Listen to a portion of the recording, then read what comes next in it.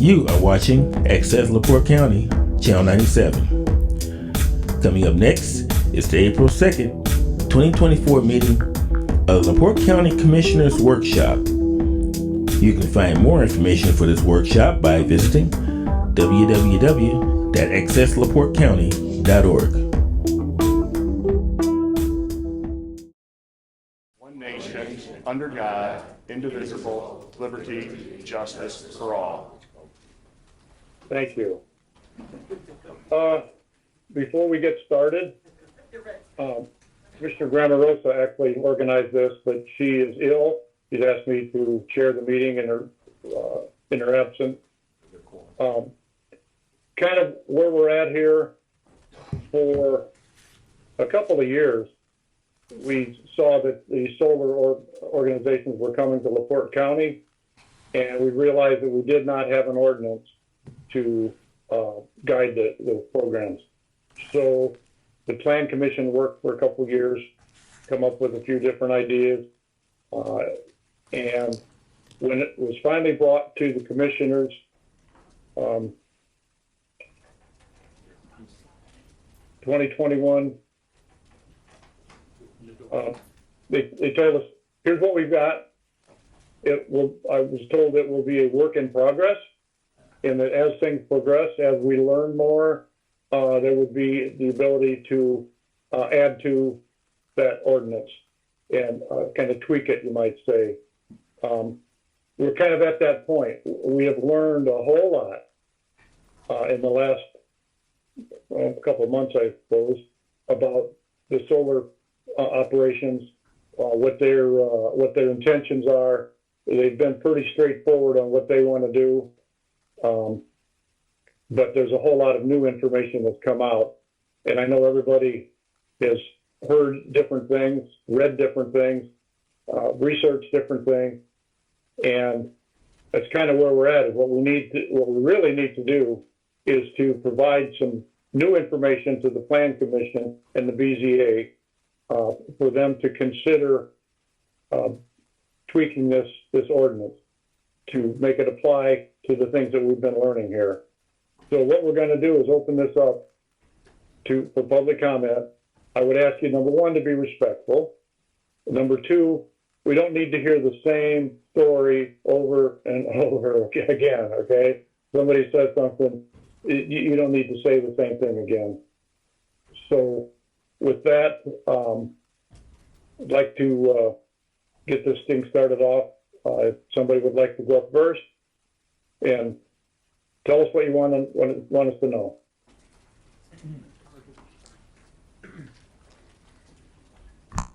Hello, Mike Ekovich. Do I need to state my address? Yes, please. Okay, 2828 North, 500 East Rolling Prairie. I like to pass out these. Recording in progress. Okay, no problem. I like to share with everybody this copy of things to strengthen this ordinance. I guess I'll go from. I guess we can hand them out. I'll go from top to bottom. Most the commissioners have received this copy. We want to increase the setbacks, 500 foot from residents or joining landowner, 250 foot from roads, 800 foot from waterways, 800 feet from wetlands. Give me 1 second.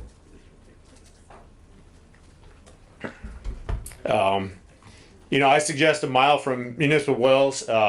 Emily was gracious enough to meet with me today and actually go over some of this, see if we get some stuff ironed out before tonight. They said their minimum, what they work with typically, is a half mile from a municipal well. I feel like a mile is a safer bet. Once that's contaminated, there's no easy way to clean that up. So we need to protect the city as well with that. I got 2,000 feet from for all access roads. I had that for all parties. I say that's from participating parties. We could change that a little bit there. I understand a lot of this is a give and take when we get to this point.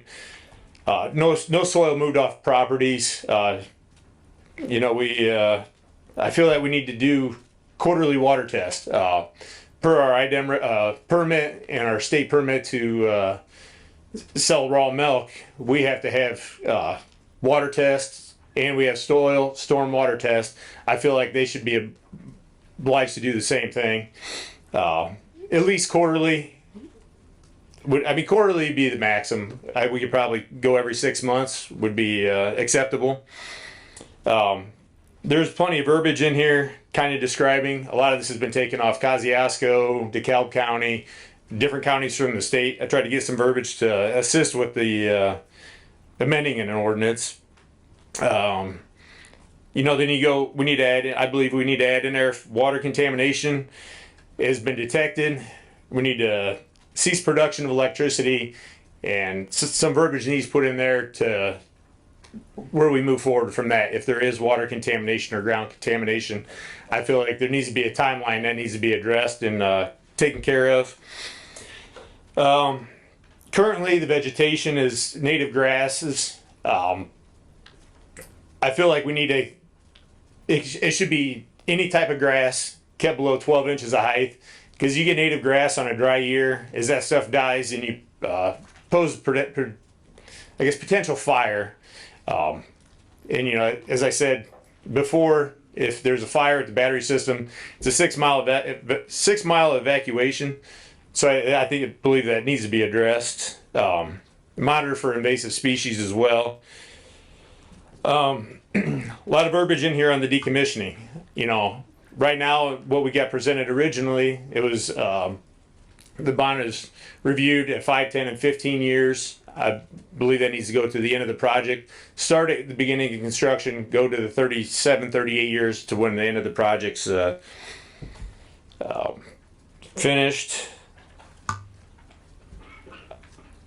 Next thing would be maintain liability insurance. And I feel like that needs to be monitored through the life of the project, through the contract agreements, to protect the landowners. And I feel like they need to, once a year, every 6 months, verify the policy that they have, make sure it's compliant with what we needed. The waste management part of this sparked interest when you drive past St. Joe counties. It's absolute mess, pallets, broken panels, broken fence, trash everywhere. So I think that needs to be in the ordinance just to maintain the looks of the county while they be doing this construction. Addressing the drainage and flood, most of that is soil and water. I haven't looked into that part of the ordinance of our county ordinance, but as far as drainage, erosion, I think the ditches need to be maintained by the solar company. I think some verbiage needs to be in that as well. Every 2 to 3 years, they need to maintain the ditches for water that goes across these properties.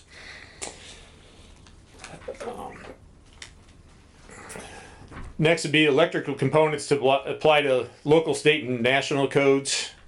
I feel like a project like this, there's going to be stray voltage, and that's why at the end of this, I'll say it needs to be professional labor. So these components are put together correctly. My main concern, honestly, for stray voltage is, there's between us and the neighbors, there's 4,000 head of dairy cattle, and it doesn't take much, a half volt, to really affect production and make the cows uneasy. It's a snowball effect that just keeps getting worse and worse, and this could be a very large problem if it comes down to if we're dealing with that. The next one would be interference. I think we need to address that as well. That's kind of par for the course on most of the other ordinances in the state that have some strength to them. We'll move on to fire prevention, emergency response plan. It's pretty much described in here. I think transformers, the battery storage, parts on the substation needs to have their own fire suppression, and all LaPorte County fire departments trained, because obviously this is growing. There's I believe 7 companies right now looking for ground in LaPorte County. So I feel like it should be on the solar company's dimes when they apply for this permit, that they will train appropriate fire departments. Glare is addressed in many ordinances, not in ours currently. The repair of the roads, that is addressed in ours. I added some more verbiage in this as well to kind of protect us further. regenerative plan for restoring areas temporary disturbed during construction. That'd be the borders from the road to the fence. You know, I feel like that needs to be put into grasses and something to hold the soil from washing away. If you've looked at other ones, Mammoth, Stark County, St. Joe County, it's absolute mud mess. It's an eyesore. Your cause for erosion, so that needs to be addressed during construction. I spoke with Emily today about the berm of 10 foot of trees with 20 foot trees every 20 foot around the perimeter. She had a good point with the berm. I think at 10 foot, that's where MS4 would have to be involved and make sure we're not disturbing the natural flow of water across this ground. So maybe heavy trees might be better there in a berm or a smaller berm. Put a cap of 5% on ag zone land to be put into solar. That'd be in LaPorte County, which would be roughly about 12,000 acres as a cap. One thing Kosciuszko had on their ordinance was property value guarantee. Now, when I talked to Emily today, she said that property value might go up, which, please tell me how. I don't think a residential house is going to go up in value at that point. So I think that needs to be addressed. I've talked to three different realtors in the county, and what they've heard is a 15% decrease in home value, maybe more during construction, up to 30% decrease during production. So we need to protect the local residents for that as well. Dust control is another one. If you go down to the ones down south when they're working down there, is an absolute dust storm.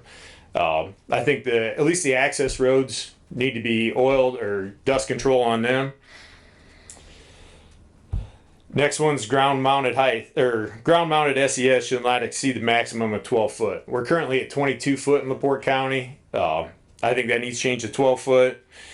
And then we'll move on to union contractors. I think it really needs to be skilled labor to make sure these are installed correctly. And it should be 100% skilled labor, which would be union work. We need some application requirements in this in our solar ordinance as well. And I don't think it'd be a bad thing to have American-made panels put into this industrial solar. Mostly because they're controlled. We know where they're made, what they're made of. When I talked to Emily, she said the American-made panels are they're more expensive and they contain cadmium, which I looked and I'm not getting a clear answer. So that's why I feel like in this we need to put a moratorium till something can be strengthened up in this ordinance, and we can get that information as well. What American manufacturers there are for these, what they're made of, their quality standards, and stuff like that. Thank you. Thank you, Mike. Good evening, Steve Hollifield, 6782 East, 100 South. A couple things I'd like to add that Mike prepared this at. On the setbacks, there was a bill passed last year. It's House Enrolled Act 1173 that addresses the wetlands and the waterways. I believe that setback is larger than the 800 foot. So I've got a copy of that here if you guys like to see that. Couple of questions Ms. Grammarosa told me I'd be able to ask, and Mr. Paycheck, I'm sure you'll be able to answer these. What is the exact step-by-step process? We've been told it goes to the BZA, they get the special exception, it goes to Plan Commission, they approve it, the plat maps and everything else, and then it goes to commissioners who have the final say as elected officials to turn it down or approve it, correct? I can't comment on that now. I don't know if Attorney Beege's here. I don't know. Is Attorney Beege here? Is he on? Okay, Mike, why don't you come on up?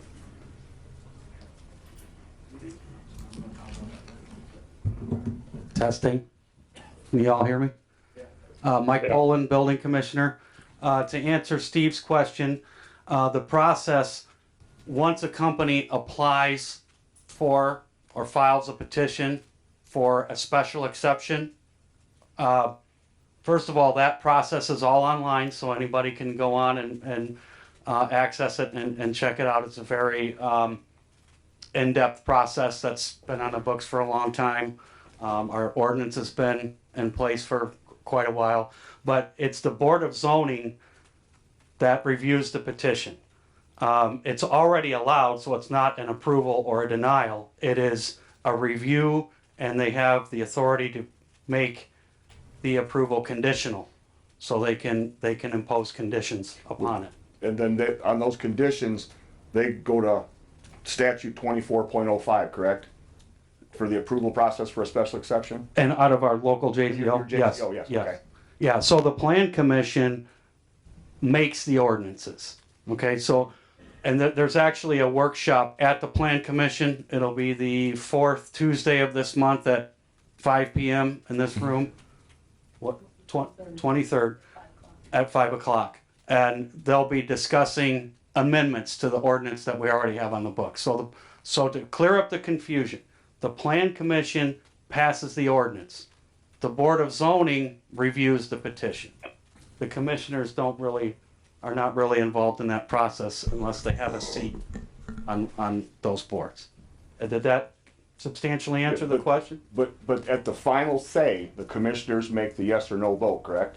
The final say for a petition for special exception is with No, the no, no, I'm board. not talking about that for the project. After it goes through the plan commission and everything else, the plan commission then says this is what we approved of, and then it will go to commissioners, For the ordinance, the ordinance. for the ordinance, Okay. yes. And then, but as the commissioners shot down a home subdivision last year, so they have the final say over this project too. So if they go the whole process, the ordinance has changed, everything else, they can still deny this project, correct? Special exceptions, that does not go before the Board of Commissioners. It starts and stops at the Board of Zoning. It starts and stops at the Board of Zoning. It does not go to the commissioners. They would have final say over the ordinance though, Over the ordinance, but not the project itself. not the petition itself. None of our elected officials will be held accountable for this. It's only the appointed people. If they go against the will of these people here. It's not even, they don't get to deny a special exception. The process is online, it's already law, and that's what will be followed. Okay. As is every petition. So then we'll have to follow that law then? Yes. Okay. Excuse me, Mr. Hoffield, I'm sorry. So, Mr. Poland, you can chime in here too as you want.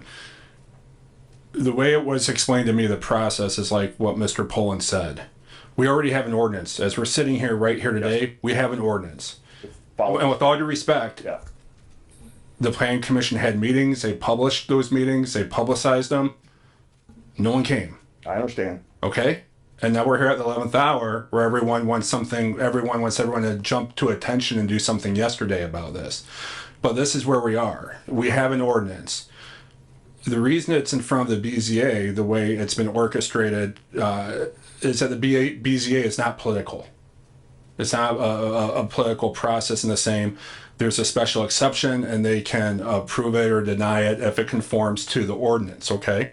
But with all that said, because I want people to understand what a process could be, with what other counties have done in our state, the planning commission could meet again, and they could vote or they could recommend putting a moratorium on accepting any applications for a period of time to pound out a lot of these good points that I think Mr. Akovich made and others have made too, that did not come up when we went through the process.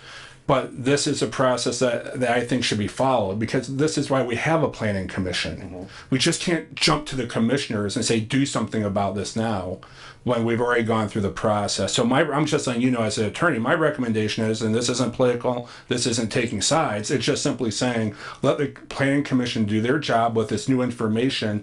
They can make a recommendation to the commissioners on whether or not to impose a moratorium for a period of time to hammer through some new ideas to make this ordinance better in some people's view. That was what my question was, to get the exact process out. And that's how I believe, in my view, that would be the most appropriate process. Mike, I don't know how you think about that, but.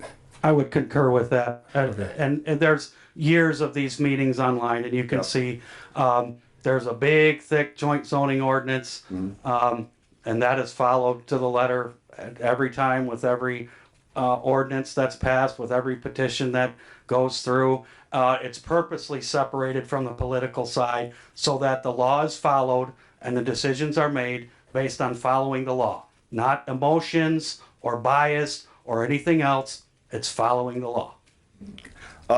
Next question I got here. Other counties, commissioners are putting moratoriums on place. Is there, I know we have a planning commission in BZA because of the size of population of our county. Is that, The planning commission could make a recommendation for the moratorium, and then that would be Then up they would- to 2 of the 3 commissioners to say yay or nay. okay, so that it would go to them? So then it would get to them, yes. Okay. Yes, sir. Question. Finally, on the last question I have for right now, I've emailed several people on the county commissions, council, talked to several other people, elected offices. It seems the county is kind of scared to impose a moratorium. Would there be a reason they'd be scared? I can't speak for each Yeah, I individual understand. commissioner, but please understand, this ordinance went into effect in 2021. Okay. Yeah. So we're a couple years past that now. And so now the commissioners, this is the second joint workshop, correct? The planning commission had a committee meeting. They formed a committee to talk about this. So everyone has dropped everything they're doing, so to speak, with everything else to run this large county we have, Yep. to try to accommodate these concerns. I'm just talking about the process. As far as anyone being scared or not, I've never heard anything like that. It's that we're all trying to absorb this new information and do things the right way. Because that's, I'll speak from experience. I've been involved in county government over 25 years. The process of notifying people is very, very weak. And that's part of the reason why it usually gets buried in the back of the paper for legal notices. I know that's the requirement, but that's why I think one of the things Mr. Ekovich put in there is that they need to come to the public first to notify the people that within a certain area, this is what we're proposing, then come to you guys. Well, let me pose this question, and because I don't know. I hope my answer. I hope the answer is no. But is anyone alleging that the planning commission or any county agency did anything inappropriate No. or didn't follow the law? No, we're not. Okay. We're not. We just think the way the process is for notification, you probably weren't here back in the day. I was not. Okay. There was, in the Herald Argus every week, there was a special section that notified of every single governmental meeting for that week. And it's through modern technology and everything else, it's disappeared. So forgive me if I'm not saying you guys aren't doing your job. It's just, I think it could be done a little bit different, better. I mean, Yeah. these media outlets at the radio, newspaper, to notify the people more often. That's what I'm saying. Well, don't we publish this? Yeah, we still publish those Published in paper. the local It's newspapers. at in the legal section, and very few people read that. That's the first place I go to. So, but I mean, it's very vague, and most people don't even get the newspaper anymore. Sure. So, Well, yeah, and it's always on our Webpage, webpage as well as posted. And we're not accusing you guys of doing anything Sure, wrong. yeah. We're not accusing you of doing anything wrong. It's just that when it got down to here, we've got a lot more concerns about this. When we do more research about this, and we're not getting all the answers that you guys are getting. We're getting, every time we get a question answered, it pops up 2 more questions as to this. So, all right, thank you. Thanks, Steve. Anybody else like to speak? Anybody else there we go. Well, while you're coming up, yeah, those notices are, like I said, where the Herald Argus or whichever paper decides to publish them is where they publish them. But yeah, they're online. I think most of the solar workshops I've also put on my Facebook page as well, and they're obviously all over the county website as well. So every notice gets properly noticed. Thank you, sir. Don Cusper and Jim Cusper, 5253 East, 150 North, Rolling Prairie. I have one question. When you said the setbacks, is that the same setback for farms? When you mentioned 500 feet setback, and why? What's the reasoning for 500 feet setback? So he was reading some stuff there. So when it comes to farms, most of the setbacks are set as structure buildings have certain setbacks. For example, from property lines, And like with the road frontage. when it comes to the well too, the public well, how far are the fields setback? Off the top of my head, I do not know the setback distance for that. They're just thinking of the city of LaPorte as you go by there off of Boyd Road, they're fairly close. And I'm representing my mother that's 92 years old, and she couldn't make it here. And Laverne Cusper, the owner of the farm. And she had a meeting with the family, and she wanted the farm to do something for her family. And we went through everything. And what I found is the soil condition on our property is in poor shape from over farming. 84 years of farming. And then when I heard about last meeting I I didn't talk, I wanted to listen to hear what everyone has to say because that's a good thing. When I heard about pollution from solar cells, I don't know what pollution comes off of solar cells, but when it comes to farming, I looked at a lot of other ways, like organic farming for our farm, and they had a 3-year holding pattern to be qualified for organic farming, so all the chemicals dissipate. So that made me wonder, well, what's going on the farm? So we went back and we looked at some records, and I have a sheet here.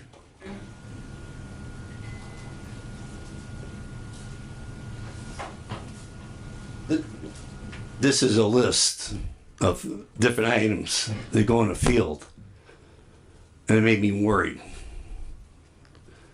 And when you say setback to a well, I don't think there's that much in a solar cell, number one. Number two, if I think it's time for the land to purify itself, and the solar field would do that. Rectify, and then we could go back to farming and after the term with clean soil and everything. So that's one of our worries, of not having a solar farm on that farm, because we have roughly 950 acres in this project. And we're maybe around our farm that touches the farm, maybe there's 8 houses that touches the farm. I might go house to house and show them data, everything, if I have to. There's also a concern I'm looking at for farming. That would be the government's rule by 2030 to have 50% of all cars sold electric. If I'm farming corn, I'd be worried because that's an enormous hit for farmers, considering that almost half the crops goes to ethanol, which the ethanol goes in gasoline, which runs cars. And when I look at solar, if you put solar up, you're making electricity that generates, go on the grid, and then you charge up a car. So they're both, in basic terms, are very similar. What the end results are. We're both farming the sun. The crops have to have the sun, and the solar has to have the sun. So I really think it's a good opportunity for the farmland to have a break.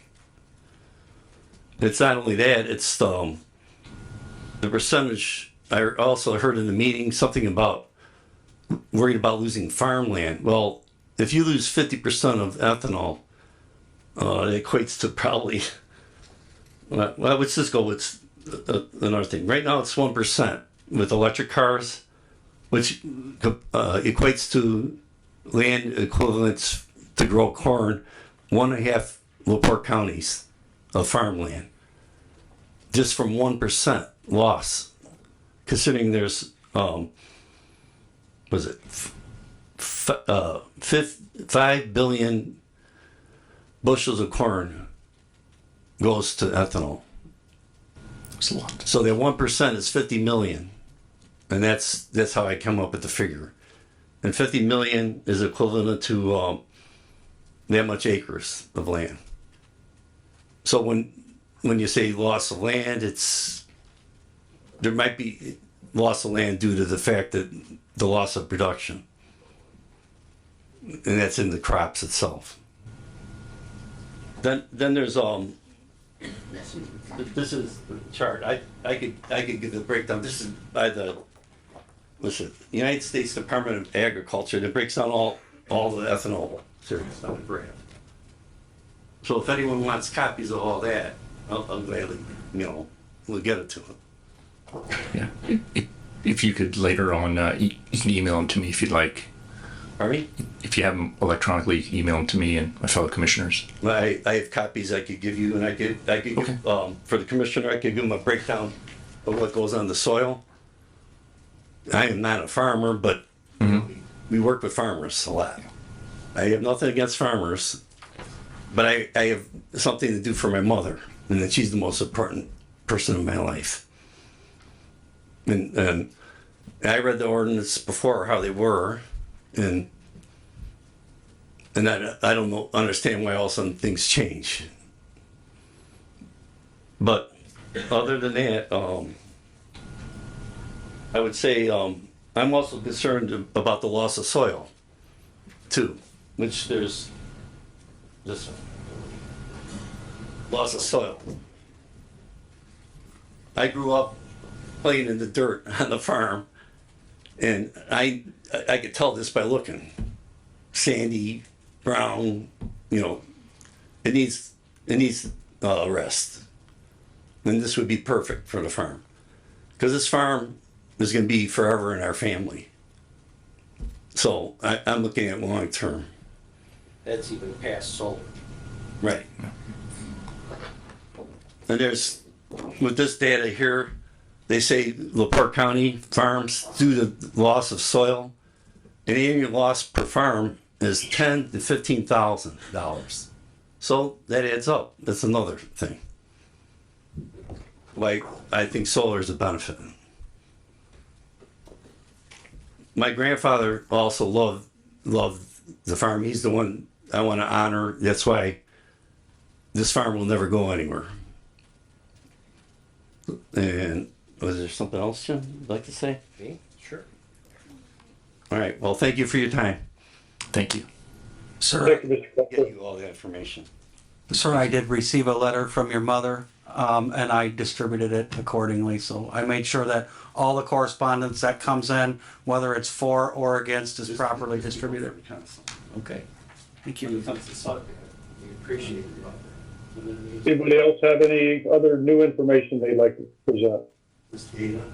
I'm gonna say a few things myself, Jim Cusper, and I just wanted to start by saying to everyone, I think everyone in this room wants the same thing as us.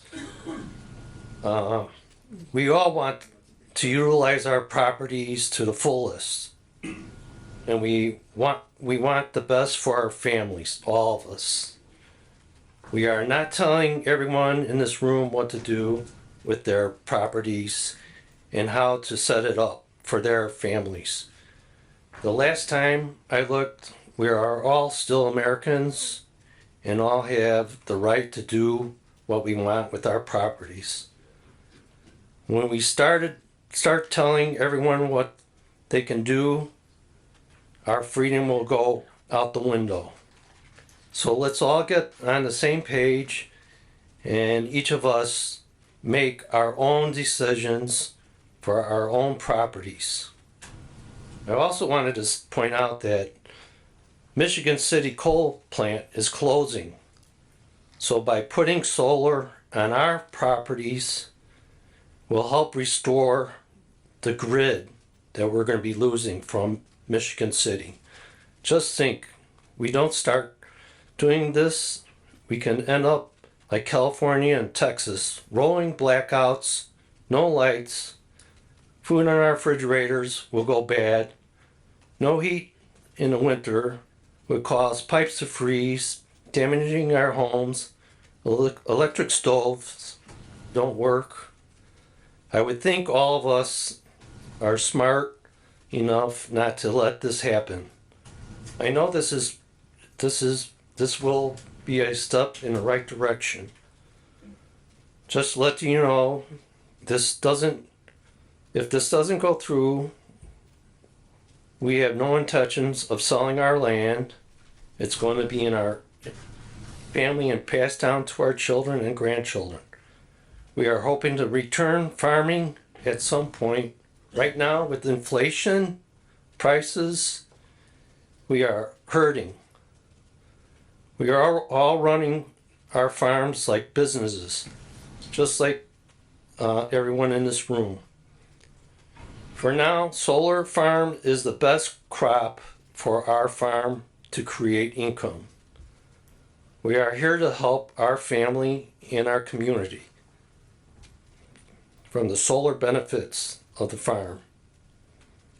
And that's all I wanted to say. I want to tell you my feelings and what I feel about solar. And thank you. Thank you very much. Thank you, Mr. Cusper. Anyone else that hasn't been up yet? Do you mind if I say one more comment briefly? We'd like to keep it to one per person, but briefly, please. Okay. No one's denying anyone their right to do what they want with their property, but in the same token, you do not have the right to devalue or degenerate someone else's enjoyment of their property next door. And the majority of the people in this process, in the land in the under contract, do not live in this area.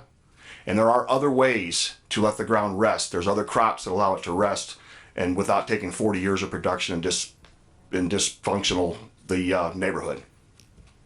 Thanks, Steve. Anybody else in the crowd that hasn't spoke yet? Name's Bob Rudinsky. I live at 3652 East Division Road. I'd like to touch on a few of the things that they just said. Our fields are overworked. We have to keep dumping chemicals on them to make up for the nutrients we lose. Go out there and try to find an earthworm.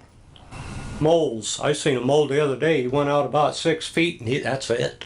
There's no moles out in the field. It's a toxic waste dump. And that's the truth. I'm a farmer. I used to farm. I know. Okay? Another thing is like the setbacks, 500 feet or something. Let's not get too crazy on the setbacks. Because the panels, if they got cadmium in it, it's very minute. And it's not water suitable. It don't go down in the groundwater. You got more problems from your fertilizer, your nitrogen, your cow shit, and all that is more of a problem than what these solar panels are going to be. And if I thought these solar panels would be something bad to have, I wouldn't be doing it. I've been here for over 50 years. I've been on the place. I'm not planning on preferably going. I got an outfit out of Indianapolis that wants to buy my farm and put up some kind of a warehouse thing. I mean, I hope that don't come to that, but sometimes, you know. I guess it's pretty much, I'm willing to, I know Ekovich and all that stuff, but let's just, like he said, work it out. Don't get crazy and run them off, because look at New Carlisle.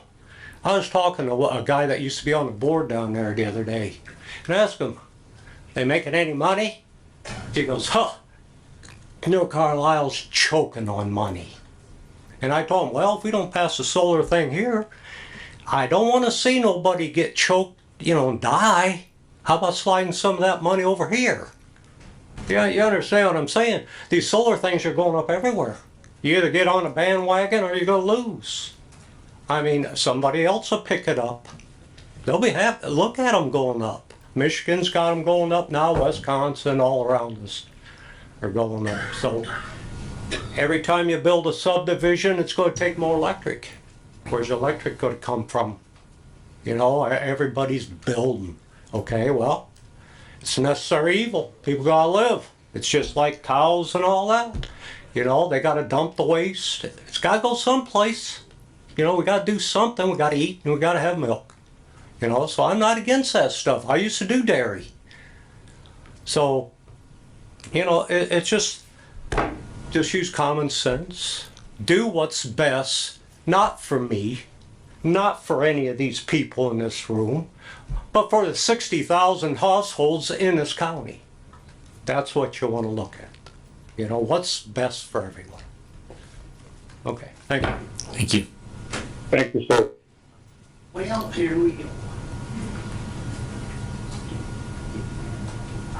Jack Hammerstein, Rolling Prairie, and these boys here are against it. We can see the writing on the wall. But I've been looking into it, and I talked to Em, and she told me that put the solar panels on, I can run sheep on my property. And I've been looking into it, not real heavy because I'm old, but you can plant vegetables and things under the panels and do better than if they're out in the sun burning. So that's one advantage. All I hear is disadvantages. One guy I talked to that had it, he said he's never seen so many rabbits in all his life on that property since he put the panels up. There's other guys that, and the whole country needs this, he put nothing but beehives up. He's got bees all over and butterflies. So, you know, there's advantage to this that nobody's talking about. Plus, we're going to run out of electric if we ain't careful. And this is free. The sun, it doesn't cost us no natural gas, no, you know, no coal, or however they want to do it. Sorry, boys, but they're fine. Good. Thank you. Thank you, John. We'll have to post it together. Jeff Baltus, 6751 East, 200 North. I just wanted to touch on a couple of the comments that were made. I farmed my whole life. Our ag land, our farms are not dumps. They're earthworms everywhere running. We take care of them very well. We have to do soil tests all the time. We don't over apply fertilizers because it's a waste of money for us. So, and on the California thing, the blackout, they went green and they put solar panels everywhere, and that's what caused the blackout. And that's what caused the blackouts. So it's, yes, we look at it as free energy, but it's not free energy. We are giving up ag land to get it. So we're giving something up to get it. And I've done a lot of research on it. It is not the answer to our power problem in the future. Thank you. Thank you. Good job. Hi, I'm Gene Smith, 0455 North 250 East. I'm one of the landowners that would like to have solar on my property. Want this for it's a way that my family, and I want to retire, I'm old. I can retire and still have a very good income coming in by having the solar. This is going to last for 35 years. This is going to take care of my children. This is going to take care of my grandchildren. And as a property owner, I think I should have that right to do with the ground that I want to. I am a current farmer. I have farmed all my life. And some of the things here, I don't believe this is all about pollution, safety. It's about certain people that are going to lose some ground on this. I currently rent to Mike. He's going to lose that ground. He's mad about that. He needs more ground for his operation than anybody. Jeff, you're running from Greg Hunt. You're going to lose that ground if it goes solar. Probably either way, it's going to be gone. And I want to go into some of this other stuff. The setbacks. I farm fence to fence, road to road, as close as I can get. There's no setbacks for us. Wetlands. We can go right up to the edge of wetlands. And it's not just the fertilizers. I agree with you 100%, Jeff. We don't put that many more fertilizers on. But the herbicides, that's what's killing people. Go pour some, any of the chemicals, atrazine, Roundup. We see it on TV. We're putting on 20 gallons of Roundup or one of these at least twice a year. It's poison. It's poison. I do it because I won't get 200 bushel corn if I don't do it. So we're not talking about pollution. The wells, by doing this, you're taking down 21 irrigation wells. I probably have the smallest irrigation well going. It pumps 750 gallons a minute. His pump 1,500 gallons a minute. A minute. Taking water out of the ground. Currently, there's no setback from the herbicides that go through the soil. Where do they end? I don't know, but they go on down. That's right up next to the well that they're talking about, the old pumping station road, and that pumping one. We go into the fire. I don't think these things are going to catch on fire. Cornfields catch on fire. Wheat fields catch on fire every single year. And the fire departments are brought up. Ditch maintenance. You just put in, which I would do if I was farming it too. Drainage ditch going right into the Kankakee where that water goes through. If I were you, I'd do the same thing, but that's a pollution. I guess the grass, I don't care what kind of grass they plant. The state recommended the grass a natural habitat. And the price of homes decreases. It doesn't help when you're spreading manure next to it either. That will take your price of your property down. Dust storms. When I'm farming, sometimes I can't see 30 feet in front of me from the dust I'm created. I've had neighbors complain. They just wash their cars and stuff. We do this several times a year. You'll never have that again. And back to the notifying, none of the landowners knew this meeting was going to happen tonight. So it's not just you. Don't think by any means. I don't know what else to say, but I'd sure like to put my ground to my kid's name and my grandkid's name, that I know they have an income, can go to college, anything they want to do for the rest of the life of my farm. And I'm going to retire. As soon as this happens, I'll have enough to do it. That's my point. And I thank you for the time. Thank you. Thank you, Gene. Good point.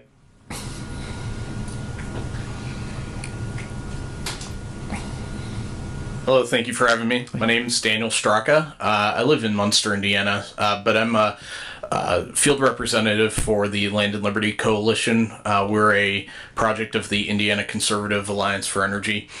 We go around the state. I was just in Marshall County yesterday. They're having a similar issue in Marshall County as you are here in LaPorte County, and we try to advocate and educate for private property rights as well as renewable energy development. I'm glad the gentleman went before me kind of went through all the stuff that I was gonna talk about. My biggest concern that I see here in this list that Mike provided is the setbacks. A lot of people think that, well, we want less solar, so let's increase the setbacks.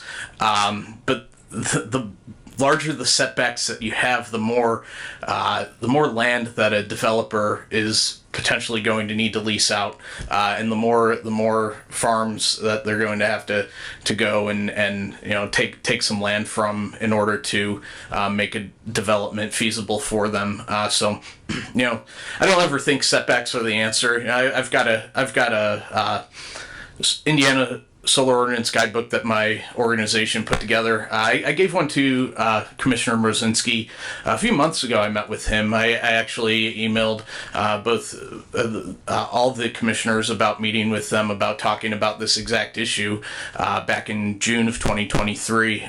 Commissioner Mrozinski was nice enough to sit down and talk to me about renewable energy in LaPorte County. But I'll hand these out to you once I'm done up here. Like I said, setbacks are the biggest of my concerns. I guess I forgot about the property value guarantee that he has in here. I know it. You know it, Commissioner Haney, Commissioner Mrozinski, you know this as well. That's not something that the county could really enforce. It'd be pretty tough. You know, it's like if someone wants to put a gas station at the corner of a street, and the neighbors around it are saying, well, what is that gas station going to do to my property value? I really don't think there are enough studies around. You know, my organization has some studies on property values that we could share with you as well. But I don't think there's enough studies around where you could say, yeah, this is definitely going to make a difference in my property value, positively or negatively. I know St. Joe County is benefiting greatly from some of the solar projects that have come in. Now they've got a battery plant that's coming in to be built in St. Joe County. You know, these are some of the things that LaPorte County could look forward to. You know, I know when I met with Commissioner Merzinski, he mentioned that in December of 2022 there was a big flood here in your government building, and it costs a lot of money to kind of fix up some of this tax revenue that you might see, that you will see from a solar development could help with stuff like that, could help with the schools in LaPorte County, could help with the police, fire departments. You know, we'll talk about fire departments. I see fire prevention on here. I'd be happy to get you in contact with a world-class fire trainer who goes around the United States training local fire departments on exactly issues like this. Solar development, wind development. He quit his full-time firefighting job because he's so passionate about doing this, and he goes all around the United States. So tomorrow, once I get back and am able to get that information for you, I'll send that over to the commissioner so you're aware of that. And you know, if you have any questions about it, I'd be happy to get you in contact with that individual. Another thing, 5% ag zone land cap was 12,000 acres is what Mike said up here. You know, that, like I said, I advocate for private property rights. And putting a land cap on anything, you know, I believe is detrimental to the private property rights of every individual in LaPorte County. You know, I'm not as concerned sometimes with land caps as much. I guess I've heard that there's multiple developers that are wanting to develop here in LaPorte County, so they might be a little bit more concerned about that. But when it comes to private property rights, it concerns me because it doesn't even give the opportunity for landowners to make better lives for themselves or their family if they choose to do so. You know, my family owns a small business back in Munster, Indiana, Lake County. So I kind of understand what it's like to have, whether it be a landowner or a landlord or whatever you want to call it, tell me that, hey, I'm making a different decision for my family, for my building, my land, whatever it may be. You know, that has happened to my family. It's not fun. So I empathize with some of the farmers that may be going through that right now. You know, I know you all are strong. That's why you're in farming. You're smart, and you'll find ways to innovate your own businesses and continue to still make the livelihoods for yourself. You know, finally, I just want to encourage the county to, you know, reach out, use me as a resource, use third-party people as a resource when it comes to issues like this. Sometimes having an outside voice, someone that doesn't live in the county, you know, on either side, whether it be myself who's very obviously for some of these developments, or someone outside that is against it. It's always good to get an outside perspective in order to make the right decision. I know LaPorte County has a pretty strong ordinance already, and I could tell how frustrating it may be for the commissioners and the plan commission to have to kind of relitigate this and talk about it again and again and have it be your primary focus. But I'd like to be there to help. Like I said, I'm not too far away. It took me 45 minutes to get here today. I'd be ready to hop in my car and come here and meet with any of you on either side, and give my perspective and see how I could better help you understand the good things that solar development could do for LaPorte County. So thank you for your time. Thank you. Thank you, sir. Very cool. Hi, Matt Reardon, Office of Economic Development. I just wanted to clear up a couple of items that I've heard bantied about over the deliberations here. And one is the zoning for this use has been, I guess, determined by the work of the Plan Commission, and they took a lot of years to come up with some a methodology as opposed to not doing an ordinance at all, to provide the guidelines to this.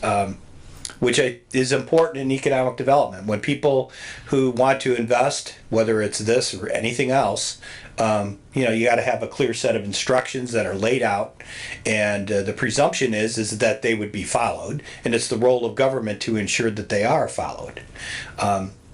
So that's one part of this exercise. The other part is that I've heard is that this project would be incentivized and the tax dollars would go back to the company, and this would cause somehow a mathematical upside turning over of tax revenues in the county. And I can say that, one, no tax incentives have been offered for this project at all, period. Two, typically when you award incentives, it's based on job creation. This does not create long-term jobs. Does it create welcome construction jobs? You bet, and a lot of them for a long time. The other part of this is thanks to I can thank the Indiana General Assembly for this at least, but not everything, that's for sure. But they've normalized the valuation of real estate underneath these solar panels. I'm sure the solar panel people aren't happy. But prior to the ruling, it was left up to local auditors, assessors, to determine what's the assessed value of that. And there's plenty of farmers in the room, and I don't need to tell them what their assessed value is per acre. But immediately upon the perfection and approval of the changes, or not change of zoning, the approval of the project, property used for solar goes from $1,500 per acre to $13,000 per acre. So what's that? 2,800 times 13,000 is a lot of assessed value into the county. And without really getting everybody bored to tears about overlapping taxing jurisdictions and so on, county government, like all governments, our tax caps are imposed. And until and unless the county continues to backfill assessed value, those communities, the fire departments, the police departments, the schools, and everybody else will continue to struggle to get the requisite amount of revenue. Now, is this a model economic development project? No, probably not. I would have much rather had a corn mill built here. Much rather had that. But that didn't happen. But as far as assessed valuation and growth, this is a good opportunity. And just to kind of close it up on the energy side of this, I don't think anybody in this room wants the Office of Economic Development to go out there and start trying to build coal-fired power plant out here anywhere in this county. I'm pretty sure of that. And I would ask that, I think there was a question that came up about there were some local realtors that talked about devaluation of property. If you could share that information with me, that would be great. I'd like to see it and who they are and where they were. That'd be good. We'd like to know that. Okay? Thank you. Thank you, Matt. Thank you, Matt. Anybody else like to add something that we haven't already talked about? Forgive me, I'll be nervous. I wasn't planning on speaking, but here I am. I'm Donna Johnson, 1037 Indiana Avenue, LaPorte, Indiana. I'm not a farmer. I do have a little piece of property that I own. I understand, and I hear property rights, property rights, property rights. And it's like telling us, don't take our guns away, don't take our freedom of speech away. And all those things are of great concern to all of us. And I don't want somebody taking my little house away on my little piece of land. But I also understand that as a property owner, I am responsible for abiding by what the guidelines are. I can't build a 20-foot fence on my property. I can't. A lot of things I have restrictions of, and that's always been the case, and there are good points and bad points to that. So that being said, some of the things that I heard tonight was that first of the ordinance in 2021, and the first thing that appeared to me was that 2021 was in the middle of the pandemic, and we had COVID, and we had deaths, and we had lockdowns, and we had schools closed, and so and then up pops the ordinance. Okay, blackouts. The man mentioned California. Yes, California has some of the highest percentage of wind and solar, the renewables of the world. Oh, they've come to save us.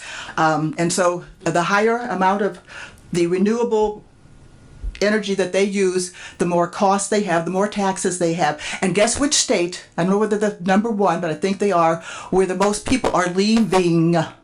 Those states that have the highest percentage of the taxes that are being burdened upon them because of all these renewables that are supposed to be, then I heard the word free.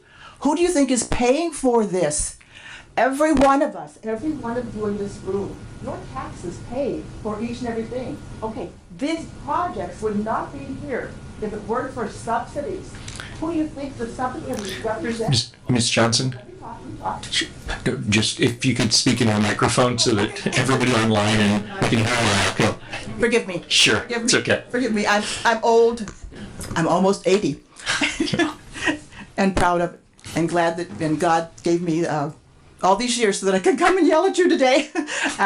So there's the subsidies. Again, I hate to tell everybody, but we don't have any money. We're broke. I can't even keep up with the trillions that this nation is in debt. I just got a notice that came through about the House Committee on Oversight and Accountability Chairman James Comer gave this report. And I don't know whoever's bothered, it's like I say something and it's all big news, and 3 days later nobody can remember what it was that happened because there's 24 things that have come up since then that are the urgent things that have to be addressed, like climate change. Okay, so here it is. Our national debt continues to balloon. It's imperative that we reduce the government spending and waste. Good chance on that. It's unacceptable. Our federal government has made $236 billion in improper payments during the last fiscal year. Just 1 year, guys. This systemic mismanagement and waste of taxpayer dollars must be addressed.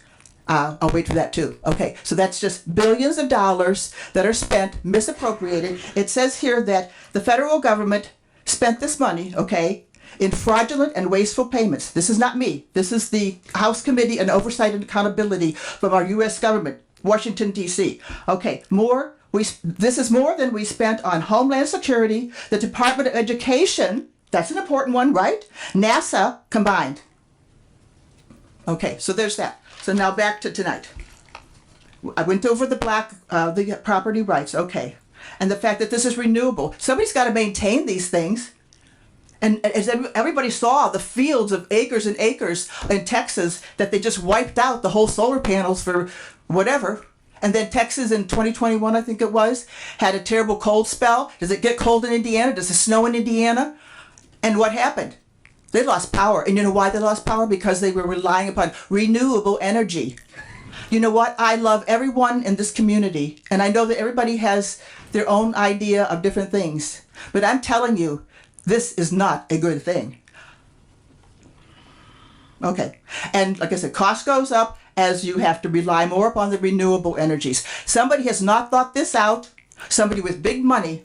I was thinking as I woke up this morning, I will just share this to you. Americans are like an abused child. We have no power, and we're sitting here waiting for a savior to come and make it better and make it go away. We all try to do our best. I've worked, I've taken care of myself. I've been fortunate to have a loving family. That's all, that's very fine. And then, there's renewable energies. So now we got to do all these things, right? We have to have the panels, and then we have to put the CO2 in the ground. Did you see where it exploded one day? And this huge explosion? But we're going to grab all the CO2 out. We are messing with this. You know what? And over 90% of all of the climate and all that we're trying to change is from the sun. From the sun, guys, not from us.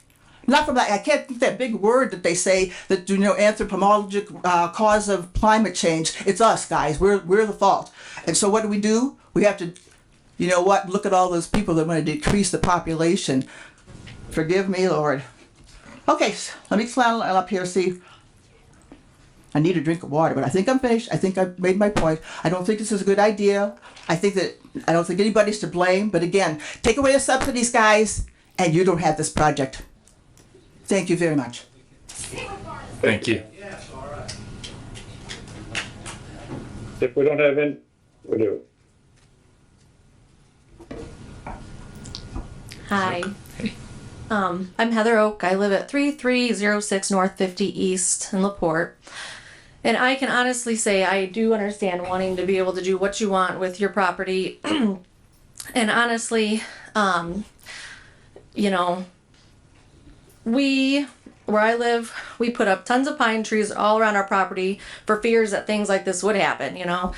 And this isn't coming to our backyard, our front yard, but I can understand the frustration if it also was.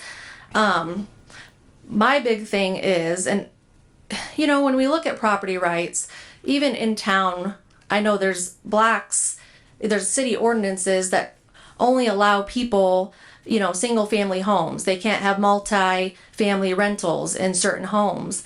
Right there is a property right issue right there. And so this stuff happens all the time. Should it happen? Probably not. Does it? Yes. We are always told what we can and cannot do with our property. My big issue here is when will it stop? So how many acres is too many acres? What is the amount? You know, I think that the government should protect our farmers, and they should be offering huge lump sums to our farmers instead of these solar companies offering lump sums, and our government saying, you know what, we're so happy that you're farming, we are going to continue to give you money, you know, for the rest of your life to keep these acres farmed as farmland to provide for us. But the thing is, the company that is behind these solar panels is RWE. And I'm going to read a statement. RWE partners with the World Economic Forum. I'm not sure if any of you are aware of what the World Economic Forum is, but I'll tell you a little bit about the World Economic Forum. The World Economic Forum is a non-for-profit founded by Klaus Schwab. Their mission is improving the state of the world by engaging business, political, academic, and other leaders of society to shape global, regional, and industry agendas. The forum states that the world is best managed by a self-selected coalition of multinational corporations, governments, and civil society organizations, which it expresses through initiatives like the Great Reset and the Global Redesign. The foundation is mostly funded by its 1,000-member multinational companies. The World Economic Forum is mostly known for its annual meeting at the end of January in Davos, a mountain resort in the Eastern Alps region of Switzerland. The meeting brings together some 3,000 paying members and selected participants, among whom are investors, business leaders, political leaders, economists, celebrities, and journalists, for up to 5 days to discuss global issues. So, I'm just asking, why is this push nationwide, worldwide, globally for all the renewables? Well, RWE partners with World Economic Forum, and you can see that on their website.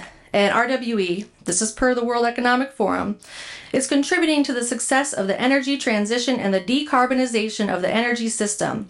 Some 20,000 employees work for the company in almost 30 countries worldwide. RWE is a leader in renewable energy. Between 2024 and 2030, it will invest around 55 billion euros worldwide in offshore and onshore wind, solar energy, batteries, flexible generation, and hydrogen projects. By 2030, the company's green portfolio will grow to 65 gigawatts of generation capacity, complemented by global energy trading. RWE is decarbonizing its business in line with the 1.5 degree carbon reduction pathway, will phase out coal by 2030, and will achieve net zero emissions by 2040. I am all about freedom and rights, but I want to use coal. I want gas cars. I don't want solar power in my house. I want to be able to use regular electricity. But what does that mean if they want to phase out that? Well, 9 states already, 9 states, Connecticut, Maryland, Massachusetts, New Jersey, New York, Oregon, Rhode Island, and Washington, have announced they'll enforce the Advanced Clean Cars 2 rule and prohibit the sale of new gasoline-powered vehicles by 2035. California as well. That is against my liberty. If I want to buy a gas car, I should not be forced and told I can no longer do that. I should not be forced with an agenda of investors that are investing in this clean power and told you no longer have that option. We have went all green and we are now no longer allowing you to emit your CO2 emissions from your homes. And so my whole, if you were the only ones, fine. But my thing is the agenda behind the whole thing and where it's starting and why it's happening and why these companies, these huge companies, are offering millions and billions to farmers to give up their land. And it concerns me for our rights in the future. If anyone knows about Denmark, what they're going with the farmers there, I think we should all be aware. Thank you. Thank you, Heather.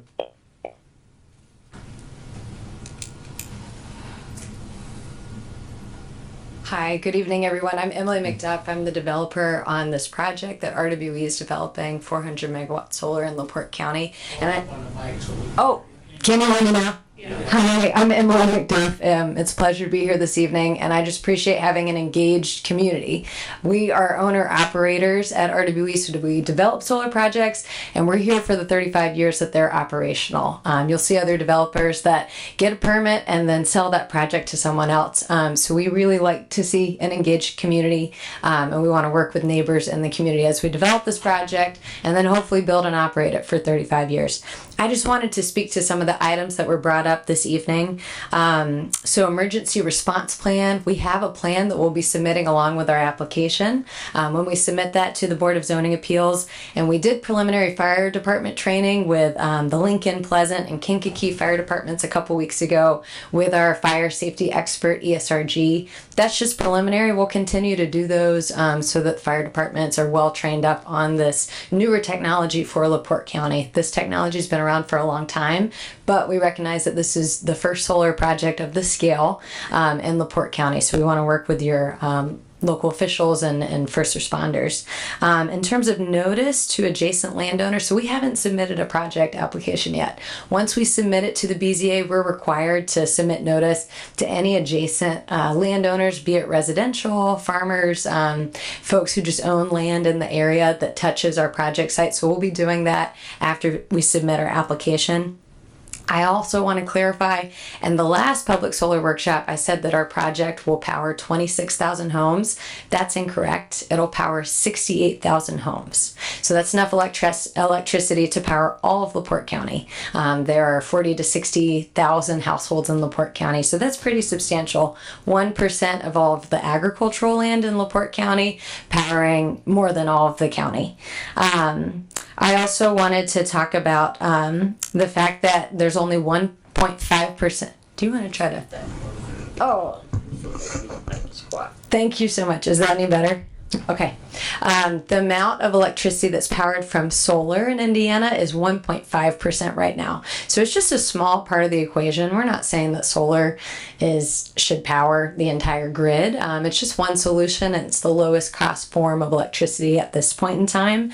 And so we're not deciding how the grid is powered. We submitted back in 2020 our Q applications to MISO and PJM. MISO runs NIPSCO, and then PJM runs AEP. So it's taken them 4 years to review this potential for a project to safely interconnect with the electric grid. And so that's how that process works. Also, in terms of who's funding this project, we're a private company. We're in the business of producing electricity, and so we are wanting to invest $400 to $700 million in this project to get this project up and running. That's from our dollars, and so I can't speak to how electricity is decided. The source of electricity is decided in the state of Indiana or in PJM or MISO, but we've decided to invest in this project because we want to support LaPorte County, and this is a great location for electricity. And then in terms of why we're in this in the first place, so I'm from Birmingham, Alabama. I spent some time in France teaching English before coming back and working in civil engineering and project development and renewables, and I just notice that in Europe and other places, people care about the environment and what's going on with climate change. So that's personally why I decided to work in this space. Our climate is changing. It's getting hotter every year. It's getting harder to farm. So this is just one part of the equation, but that's why I decided to be a part of this project. And I appreciate all of your time and involvement in this process. Thank you. Thank you. Thank you, Emily. Anybody else have any new points that we haven't already discussed? I'd like to remind everybody that the Plan Commission meeting will be on the 23rd of April. No. We just go. And encourage you to be at the Plan Commission. These people are actually going to be able to take some action there. Harold Parker, 2602 East State Road 4. Currently a farmer. Live underneath these tower lines. They're trying to get all the power underneath. All I want to do is say a few things to a few people in this room. Farming is not a bad occupation in Indiana. Get the right farmers if your ground's going. Test the ground. We are #1 in the nation on cover crops, Indiana. So we are good guys. We'll take care of everything. That's what I'm saying. Don't beat us up for your shortness of things to talk about. I'm a little worried about, you follow this gal over here. Wow. Thank you for your time and voice. And then I talked to the salesperson at the end, and I just want to say that these are not living items. These are mechanical items or like a machine. They're not going to enhance the area or anything else. Farm Board's position is we have freedom of rights to do what you want on your ground, but when it affects somebody else, you're outside that realm. So we're fighting that in that area all over the state. So that's all I gotta say. Thank you, Harold.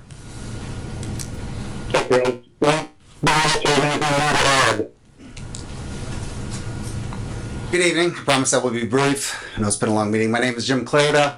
I live at 273 West, 100 South. I do live in Porter County, but I am the business manager for IBEW Local 531, which has been proud to call LaPorte County its home for the last 87 years.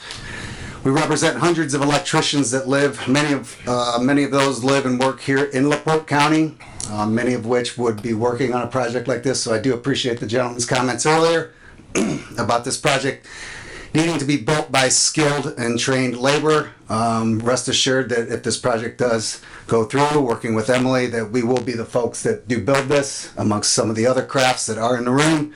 So again, rest assured that if this does get built, it will get built with the professionals that live here locally and are skilled and trained to do projects just like this. Just want to speak briefly on the jobs that a project like this does bring to the area.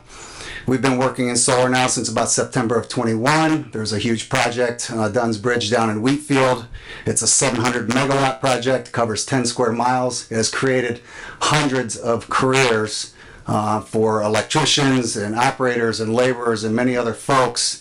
And I call these careers because every single one of these pay living wages. They offer health care that covers their spouses, their dependents, and also offer retirement. So these aren't $12, $13 an hour jobs. These are life-sustaining careers that will help folks provide for their family. And I know, talking with Emily, she has committed to using, again, us local building trades. So it will be local workers on these projects. And we are looking forward to taking our folks from these other solar projects and bringing them up here to work on this project and having all that money stay here in the local economy. So looking forward to this project. Thank you. Thank you. Thank you. Yeah, we've been running along here. I think we've heard a lot of interesting things, a lot of points of view. I think everybody in here has probably made up your mind. You either for this or you're against this. I know a lot of people, though, getting new information, they might want to change their mind one way or the other. I would encourage people to be at the Plan Commission on the 23rd. And like somebody mentioned earlier, this does consume a lot of our time as commissioners and other officials.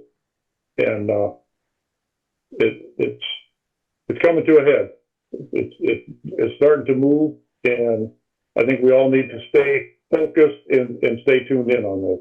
So I appreciate everybody coming tonight. Appreciate all your input. There's a lot of interesting information here tonight for people to sit home and think about. And let's continue to work together, and hopefully it's going to work out one way or the other.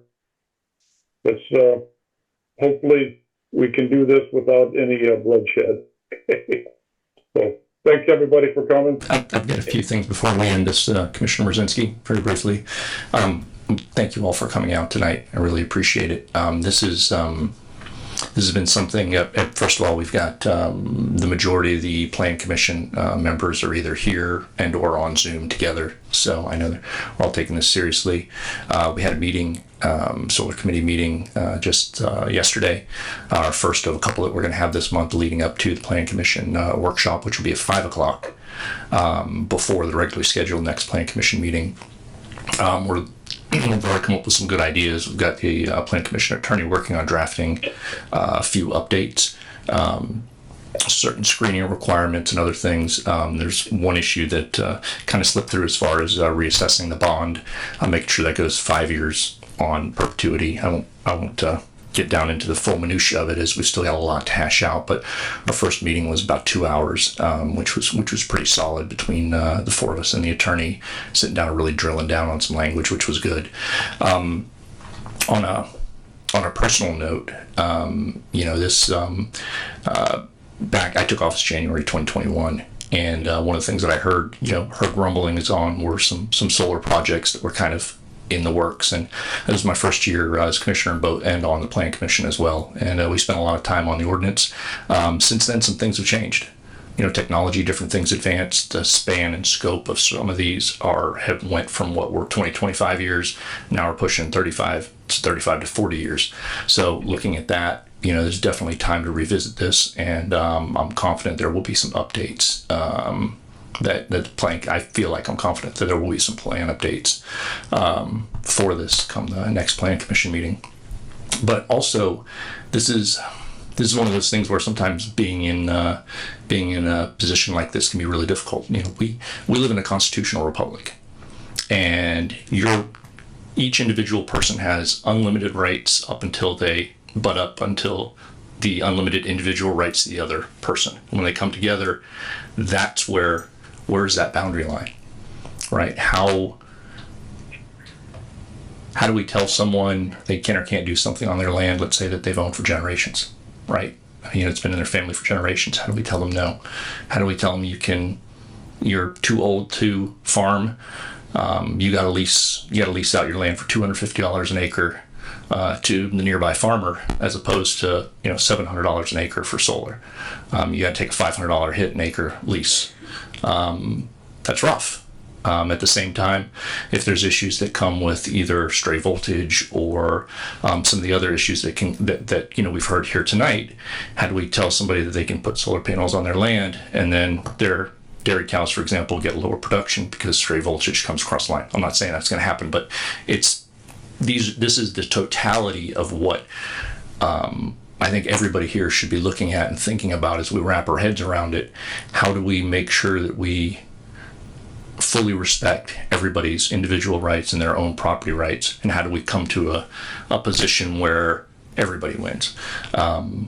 I know we heard some comments about our federal government up there and some of the subsidies that they do. I know here at this county, I haven't heard from anyone, any elected official, and certainly not myself, who would support any kind of tax abatements or any kind of financial incentives from the county on this. So anyway, hopefully that gives you better insight into my mind as to what I think of when I look at this. Is that I look out and I know, and many of you sitting out here, I'm friends with several of you, and on both sides, and it's really something to have to come down in the middle of something like this. It's not an easy place to be, and really I want to hope to make sure we all do our due diligence to make sure we get this thing right. So anyway, that's that's probably all I've got here for tonight. But again, thank you all for coming out. I appreciate it. And that next, I'll be having some committee meetings in between here and then, but that next Plan Commission meeting before that 5 o'clock is our workshop. And like I said, vast majority of the Plan Commission is here in person tonight. I would assume a couple that weren't able to make it will watch this on Alco later. So, all right, thank you. Everybody drive careful on the way home. All right, have a good night.